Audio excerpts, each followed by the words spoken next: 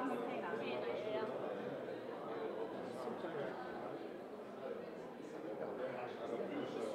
To mi se da puknuti za zvučenje. Što je tam blizu.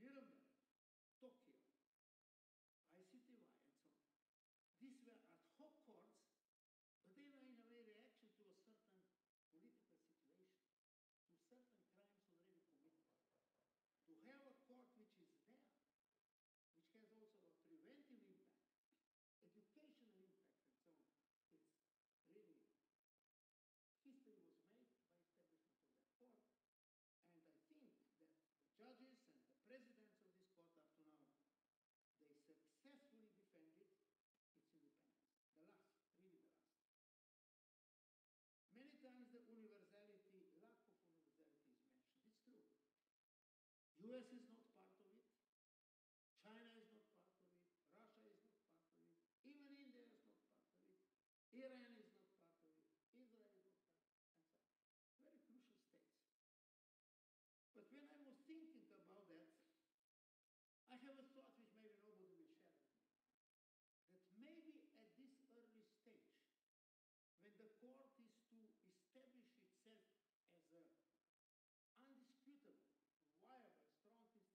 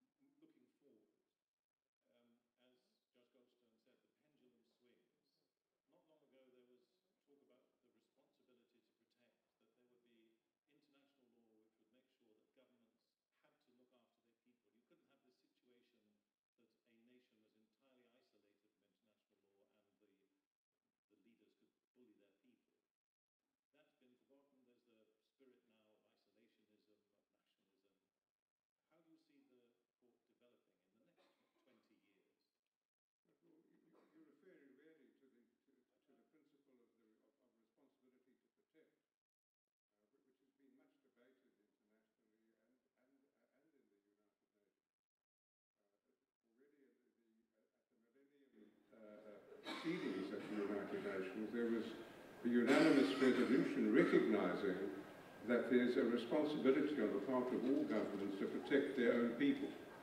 And it went further to really enunciate the principle that if governments commit crimes against their own people, that other governments acting together with the United Nations Security Council should have the right to step in and to assume the responsibility to protect people who are being victimized by their own government.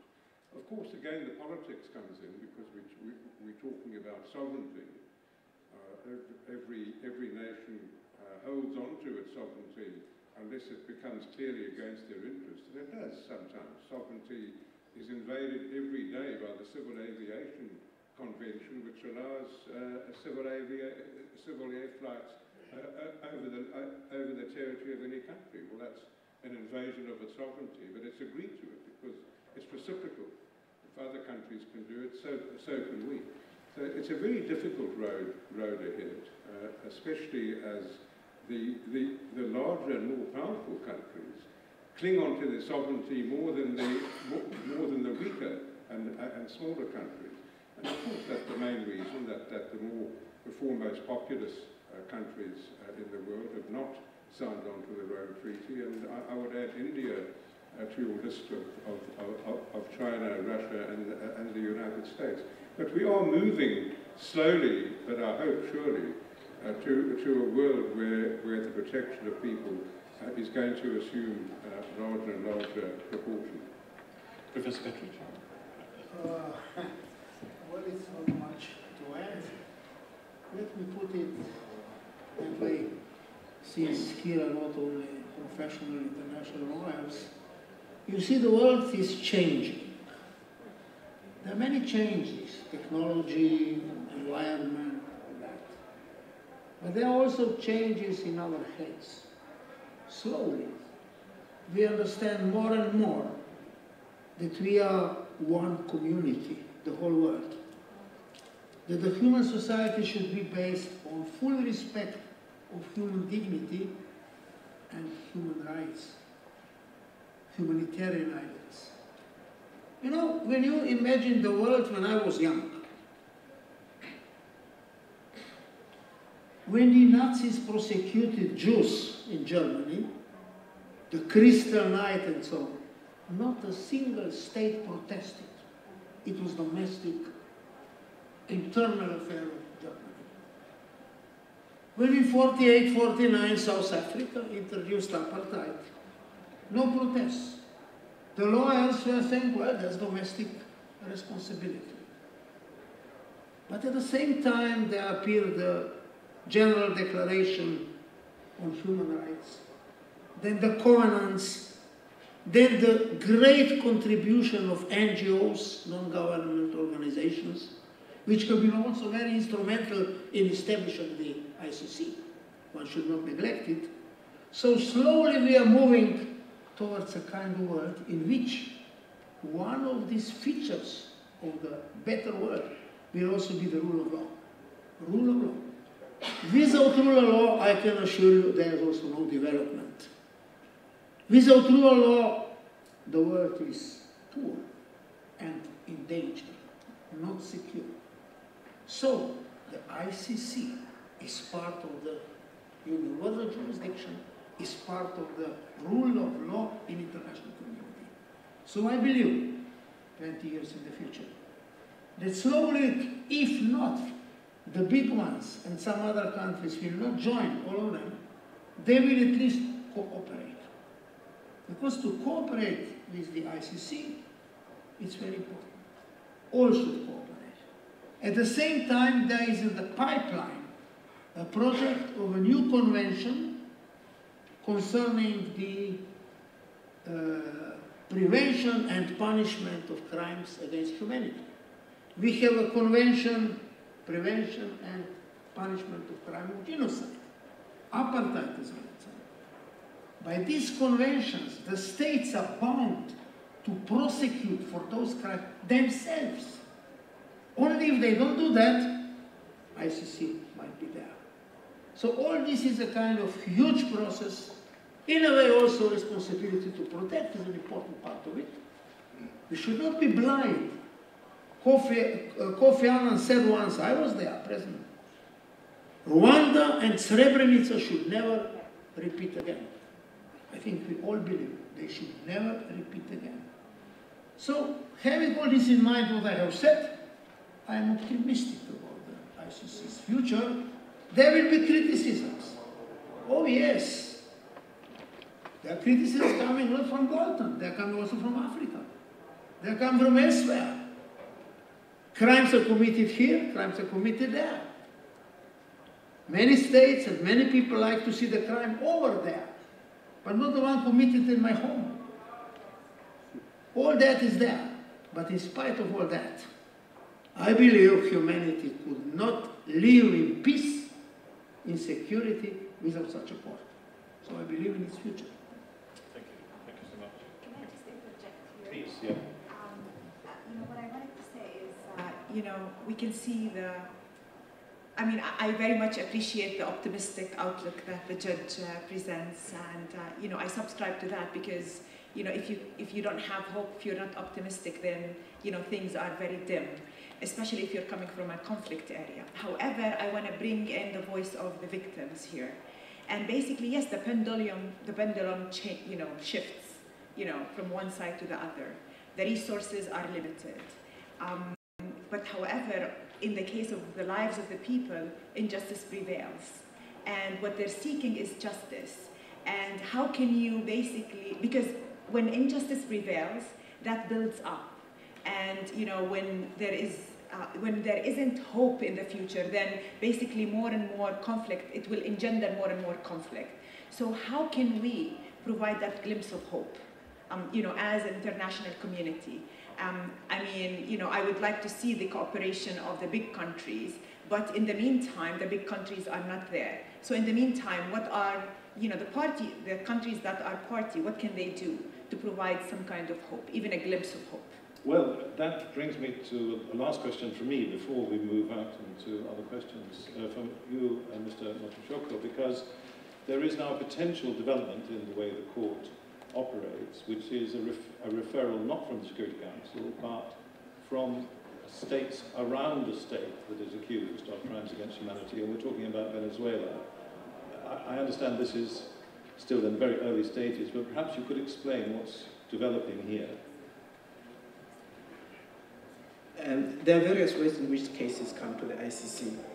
Firstly, a state itself may refer a situation to the ICC, or a group of states may refer a situation to the ICC. There's also, as Justice Goldstein has indicated, that the Security Council itself may refer situations to the ICC, as it did in the case of Libya as well as in Darfur. The other method is that the prosecutor, on her own initiative, proprio motu, can initiate investigations herself on the basis of the information that she receives. Now, in respect of all these methods, we have had state referrals themselves, where states have referred situations. We have had Security Council referrals. We have also had situations where the prosecutor has initiated investigations on her own. We are yet to see a situation which was what was conceived in Rome at the negotiation of the Rome Statute, that if one country or a group of countries is concerned about the plight of victims or sees commission of crimes in one country, then that country or that group of countries can then refer that situation to the ICC. That has not yet happened. No state has yet referred another state to the ICC. Neither has any group of states acting collectively referred any situation to the ICC. We have seen or read of reports that in the case of Venezuela, where the prosecutor has opened a preliminary examination, that some states in Latin America are actually contemplating coming together to actually refer a situation to the ICC. That is going to be the first time that this happens, and we are yet to see how that is going to happen. But it could be another example, maybe in other parts of the world, in other regions of the world, where a group of states are concerned about what's happening in another country can then collectively come together and refer the situation to the ICC.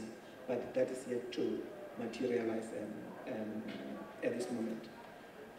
Just on the question now of the future of the ICC, just to add that I think, at least personally, the reasons that impel states, the justifications and the motivations that prompted states to conclude the Rome Statute in 1998, and the reasons and the drive that impelled states to drive for the ratification of the Rome Statute and entering the force in 2002, I think those reasons are as relevant and as pertinent today as they were those days. Do we still impunity? Yes. Are crimes against humanity being committed? Yes. Are all crimes still being committed? Yes. Are states taking the responsibility for them to investigate and prosecute? The answer is no. So for as long as we have those situations, that situation pertains, then the ICC will continue to be relevant, and it will continue to fill the need and the vacuum that is out there, not being filled by states themselves. Did you want to comment on 20 years hence? Or shall we look at it? Yeah, I have had the privilege of serving as a judge at the Yugoslav War Crimes Tribunal for 15 years. From that experience, I learned that the international criminal justice is a living, growing organism, work in progress, or very much a project in its infancy. So therefore, I say we have obligation to our future generation to care and develop the international criminal justice. But I'm hopeful. We are only 20 years old. Let me please open up this discussion to the floor. I'm very happy to hear your questions. We have a remarkable panel here who know a great deal about the way the court works and a great deal about how it might work in the future. So let me invite a question. Are there any lawyers in the room? Well, there you are then. You're first.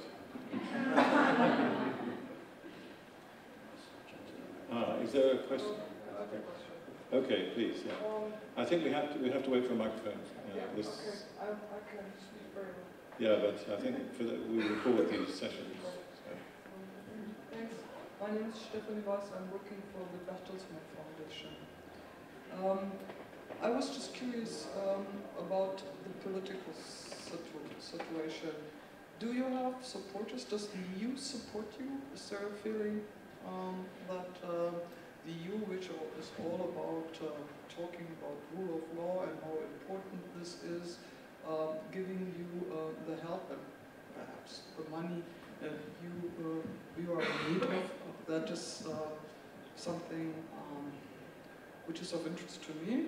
And I was following the years when this court was founded, because a good friend of mine at that day was Hans-Peter Kau, who has faded.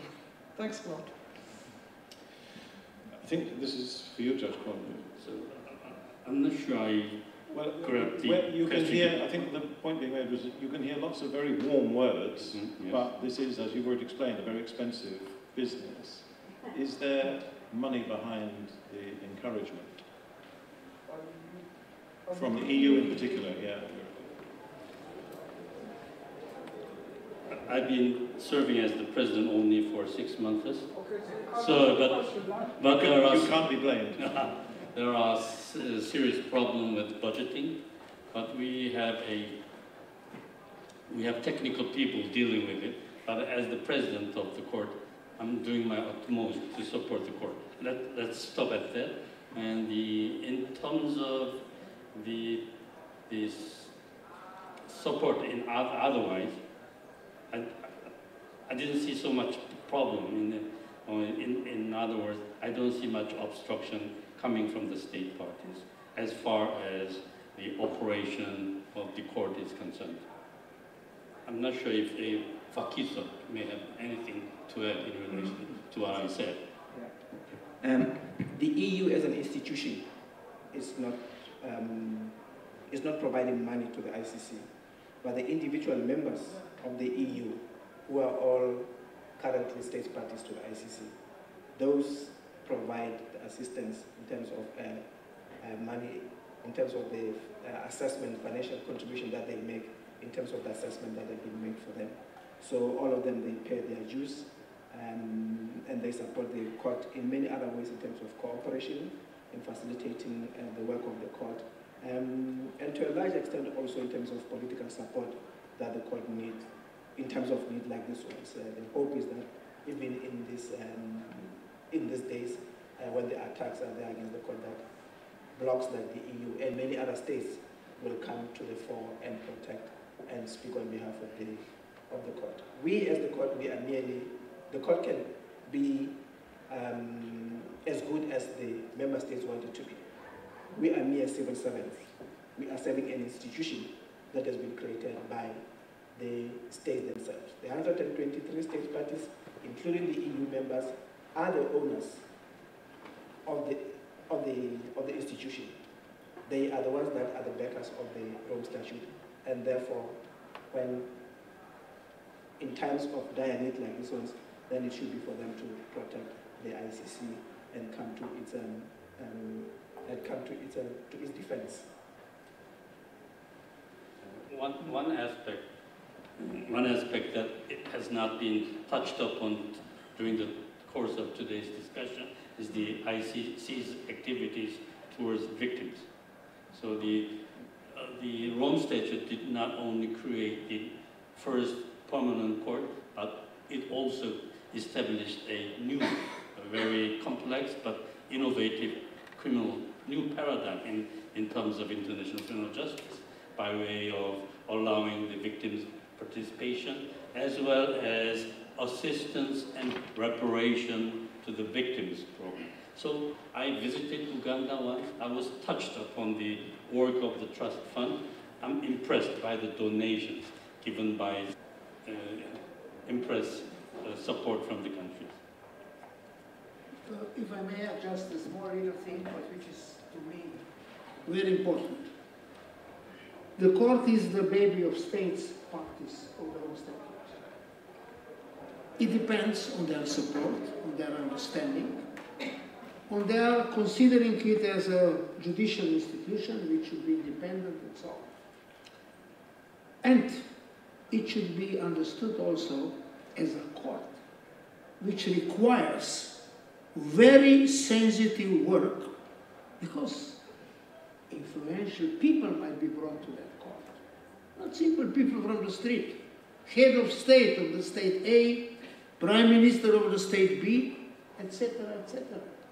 Cases are very complicated, requiring time, energy, and honesty, and independence of judges. That would require that states parties nominate for the judges of the court the best lawyers they have. Working in the advisory committee on nominations, I must say, I didn't see that. In many cases, the candidates were there as a reward. In many cases, they were not even very competent. I'm sorry to say that. But states parties should really nominate to the court the best they have. People with energy, ready to work. Hard work. It is not a reward to be a member of ICC. It's a hard obligation. It's very serious, very sensitive work. That is one thing which states parties could do more. I'm sorry, it was not a criticism, but it was a fair statement. Thank you. I can't agree. Please, yes. Just wait for the microphone. And there's a gentleman at the back. We'll take two questions at once and then get some answers.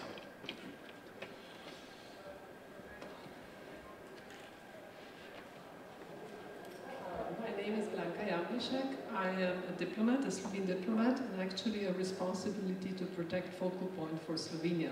So as this concept was mentioned here, I would like to say that on behalf of the R2P community, and there are 60 responsibility to protect focal points in the world out of almost 200 member states, so there's a long way to go. We really highly commend the work of the ICC, and we call it the legal arm of the responsibility to protect. Namely, this concept, the responsibility to protect, was agreed back in 2005, so we are like 13 years old, by the heads of states and government at the UN summit. And since then, unfortunately, we note that the number of conflicts with the atrocity crimes like genocide, crimes against humanity, war crimes, and ethnic cleansing are actually on the rise. The number of victims are on the rise. The number of women and children as victims are on the rise. And many of these conflicts are not being solved. So actually the primary responsibility of countries is not exercised as it should be, as it has been agreed. So the role of the international community is of high importance, including the ICC. So if we go back to hope, as you've said, it's extremely important to do preventive action, and responsibility to protect is not versus sovereignty of states, and this was heard by many countries out of the 113 countries which discussed on the open debate, which was organized at the General Assembly in June and July, after 9 years of a pause. So 113 countries took part in this discussion. Not all are supporters of R2P anymore, although they anonymously decided about it back in 2005, which means this changing of the world is actually complicating the issues concerning crises and wars and mass atrocities, etc. So there's a lot of work for the ICC in the future, not only the 20 years ahead, but even more probably, because we know these processes are very, very long. But I wanted to express here the support of the R2P community to the work you're doing. You're 20 years old, we're 13 years old, so we're all infants, actually teenagers now. But I have a question, and we in Slovenia think that prevention is the most important part. What is your experience in the ICC of your work in the 20 years of having this deterrent role or preventive role? I mean, does this affect, when somebody thinks, oh, I may be prosecuted at the ICC, should I do this or should I not commit a crime? I mean, is this present at all? Is there any research on that? Because, you know, maybe those criminals may think it over if they know that justice will come. Thank you. This is a general question. No, and I wanted to ask you just very briefly, what is a focal point? What's an RTP focal point? How does it work? Actually, there is a community of countries that support the R2P, and there has been an agreement back in 2011 to name a person, usually it's a diplomat from a country, to serve as the responsibility to protect focal point, meaning working on the international point, but also nationally. So if there's something going wrong in the country, you actually have to team up with the people, with your partners in the country to face the topics. But most of those 60 countries don't have the mass atrocities in their countries. Actually, it's the nice places. Yes. Yeah, well, not only, but mostly. So there's a question about deterrence. We'll just accrue one or a couple more. I think there's a gentleman back on the back row.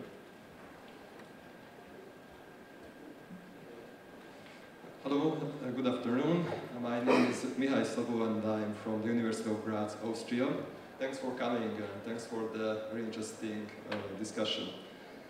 However, it was very strange to me to listen the reasoning of the gentleman on the left side. While you referred to Syria, that it's not possible to file charges in the case of Syria because Syria didn't charge the Rome Statute. A few days ago, the ICC, in the case of Myanmar, somehow still found a reason to file charges. Namely, the reason is that the element of the crime against the Rohingya people took place on the territory of a state party, which is Bangladesh. And they refer this as the crossing border element of the crime. Is very important. Well, the case of Palestine and Syria is still not that different, because Jordan is also a state party, and millions of Palestinian refugees and Syrian refugees live in Jordan. Still, somehow, in the case of from the side of the ICC, I can't really see the same enthusiasm to file charges against Syria and against Israel in this case. Well, I don't see the difference. What is the case of the difference of Bangladesh and Jordan? Most of them are state parties, and still, in this case, they found a reason. In the other case, you didn't find a reason. Thank you. Thank you very much. Let's get some answers. Who would like to answer the question about deterrence? Has the ICC turned any leader or military leader away from crimes against humanity? It depends on how you look at it. It's a very valid question. It's a question that has been asked everywhere. And the question of deterrence, I think, is a long-term thing. I'm not aware of any empirical research that has been done, but I think there are indications where the ICC has been able to, at least has been credited with deterring the commission of crimes, or at least sending a clear message to the would-be perpetrators that if you do this, you are going to be persecuted. In Uganda, for example, where we operated in Uganda at the beginning, in the height of the LRA conflict, as a result of the ICC intervention, some scholars and some researchers have said that as a result of the ICC intervention, that war stopped. In the aftermath of the first case of the Lubanga trial, where he was charged with recruitment of children, at that time there was indications that there was a downward trend in the number of children that were being recruited into the armies. And also there's an upward trend of children that were being released by the militias and the armies that had recruited them.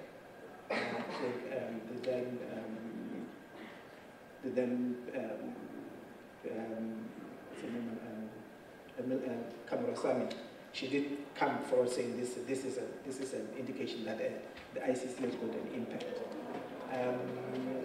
We issue what we call deterrent statements.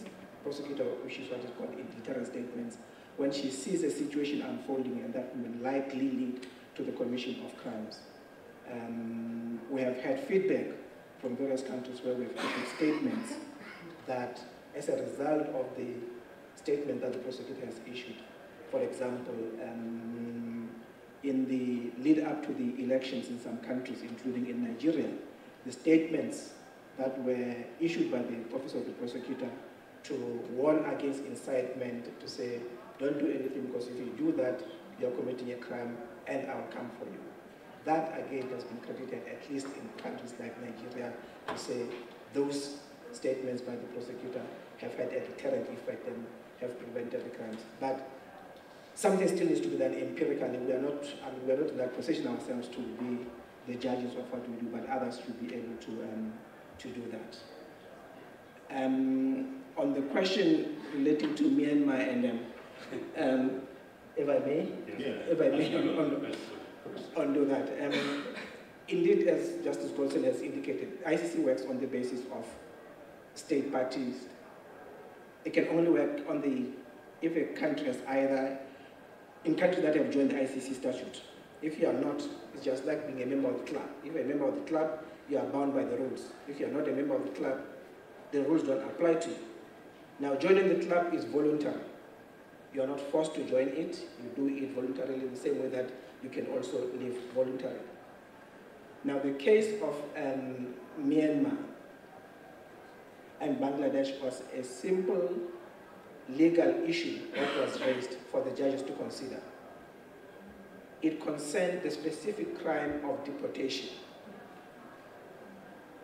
which requires the crossing of borders. And the Office of the Prosecutor wanted to make sure that it understood the interpretation and application of that crime in the case of Myanmar and Bangladesh, in that the crime started in a non-state party, Myanmar, but was completed in a state party, Bangladesh. And it was specific to that issue.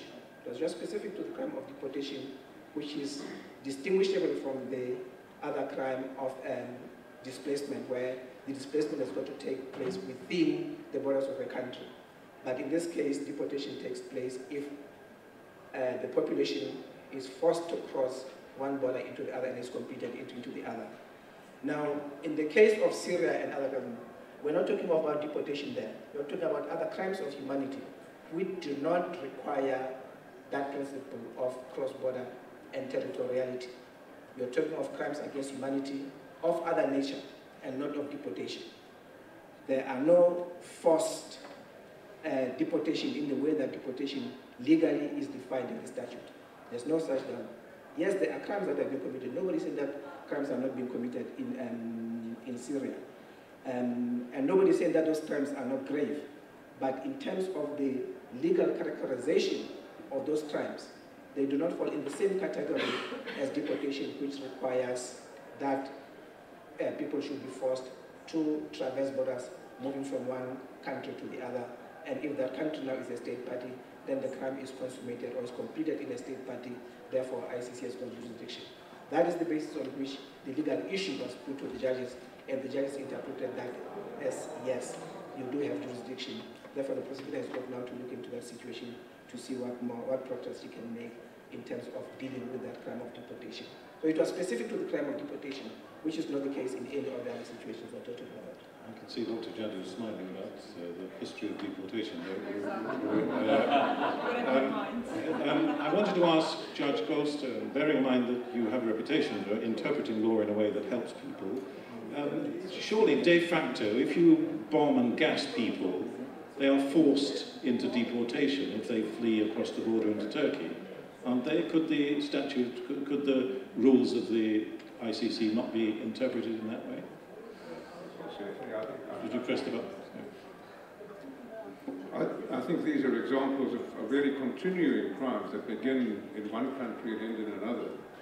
And the effect of what Mr. Choco has explained is that the court has jurisdiction as long as one of the countries in which the continuing crime is committed is a state party of the Rome Statute. So that's obviously an important advance of not only international law, but of the jurisdiction of the international court. Further questions? Yes. The microphone over here, please. Hi, my name is Nina Page. I'm a researcher at the University of Ljubljana. I basically have a question that touches ICC in terms of that it might, like you said, so there is little probability that ICC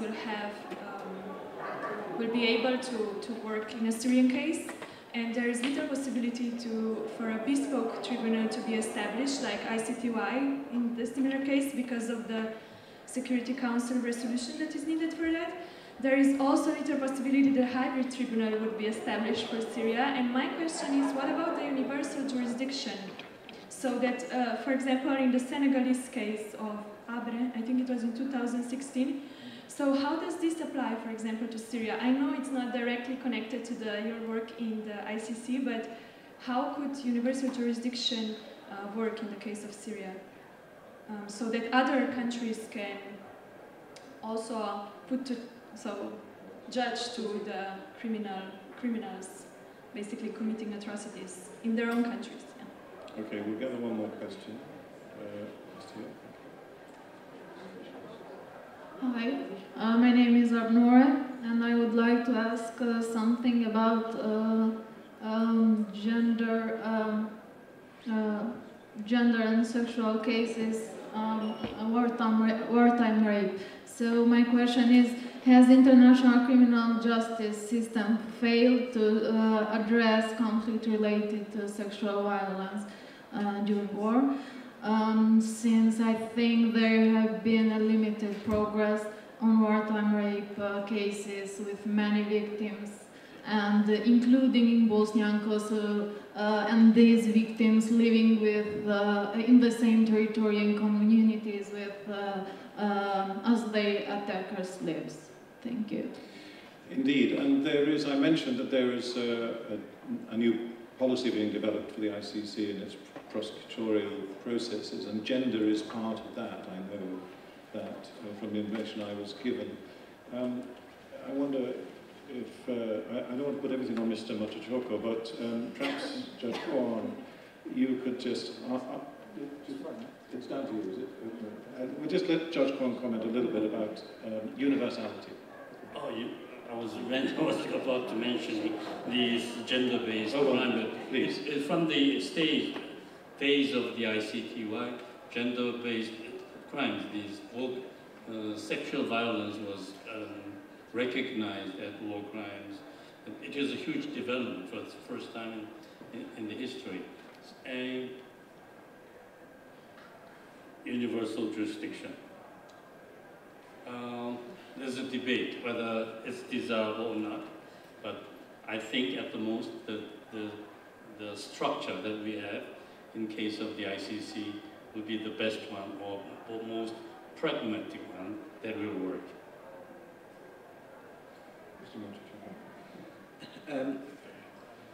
ICC has never claimed monopoly of justice. All we're asking for is that justice must be done and then impunity must end. So if anybody can have jurisdiction for Syria and want to prosecute the crimes that are happening in Syria on the basis of a sound legal jurisdictional basis, well and good. Who that is going to be remains to be seen.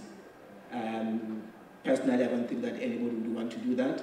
So maybe other mechanisms will be looked at, including establishment of an ad hoc mechanism to deal with the Syrian situation. Because there are quite a lot of interests at play in Syria.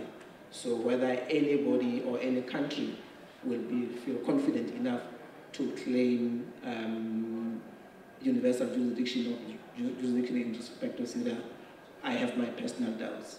And the issue of universal jurisdiction has received quite some criticism as it has been. So it has been tried in some jurisdictions and it has not worked. That is why the case of Hassan Handre was ultimately tried in Senegal itself, just because that is where Hassan Handre ended up. And it was also an effort, a regional effort by the African Union to bring him to justice in that way. So whether it's going to happen in Syria, it's hard to tell. Now, on the issue of sexual and gender-based crimes, indeed, these crimes in the past, they did not receive the attention that they deserved. Sexual and gender-based crimes have indeed been used as weapons of war, and something that we continue to experience in all other situations that we're looking at. You look at massive crimes of rapes of young girls and girls being used as sex slaves.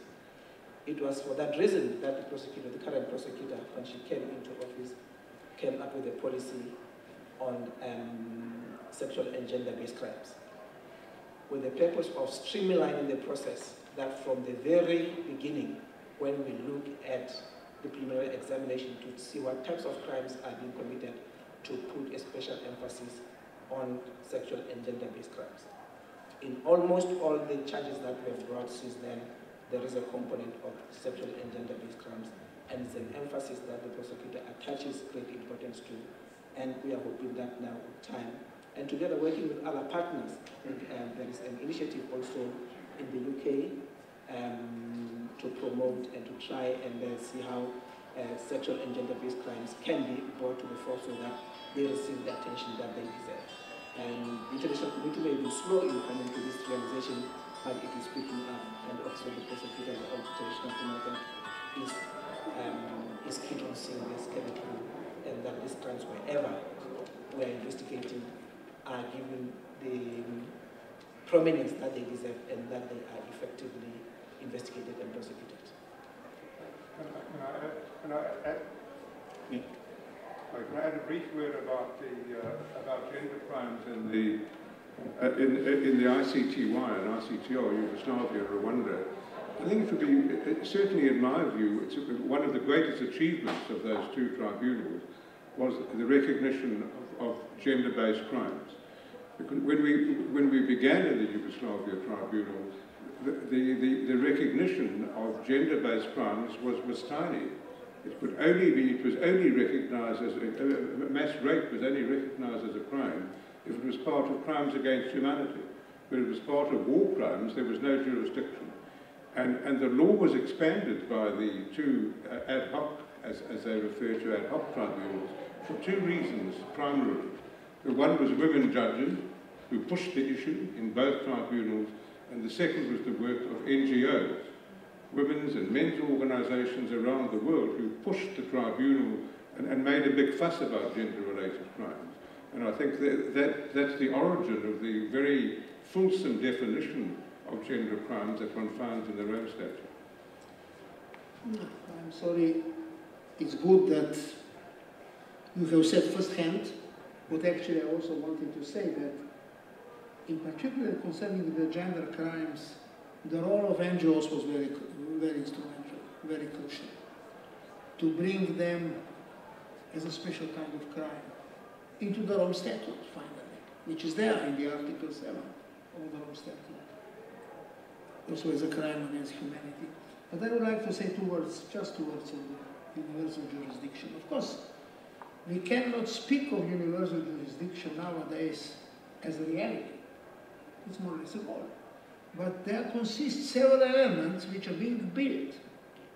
Having no time to go into detail, let me just mention.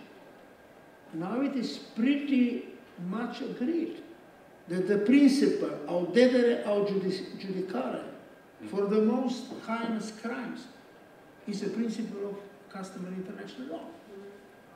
If there is a crime committed by my citizen or on our territory, I have either to prosecute him or deliver him to the other party against which the crime was committed, etc.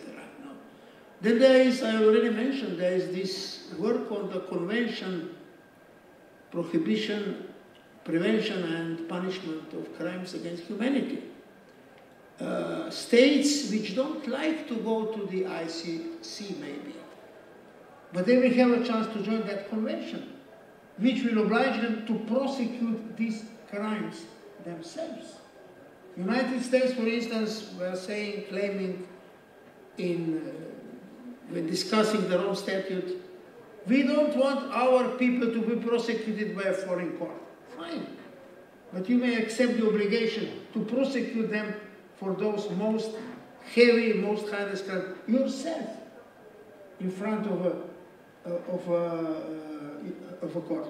And if we look the continuation of the ICTY now, the responsibility for those crimes can be brought to national courts. It's difficult. It's a big problem of independence of them. But this move has been made. So, step after step, I would dare to say, we are approaching universal jurisdiction for the most difficult crimes. Not for a little set, of course, but for these huge crimes, yes, we are on the way. Thank you. One point I can add to the gender-based crime is that it is important to investigate and prosecute those crimes. Also important is to assist the victims of gender-based crimes. I said I visited Uganda. There are still thousands of sexual violence victims under trauma. So there comes the importance of the activity of the Trust Fund for Victims. And that's why greater support is needed for them. Thank you. Just one very quick question from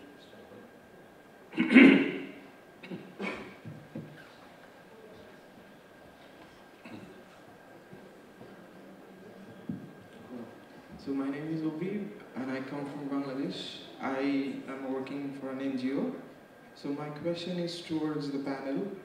So since I come from Bangladesh, we are having one of the largest refugee issues in our country.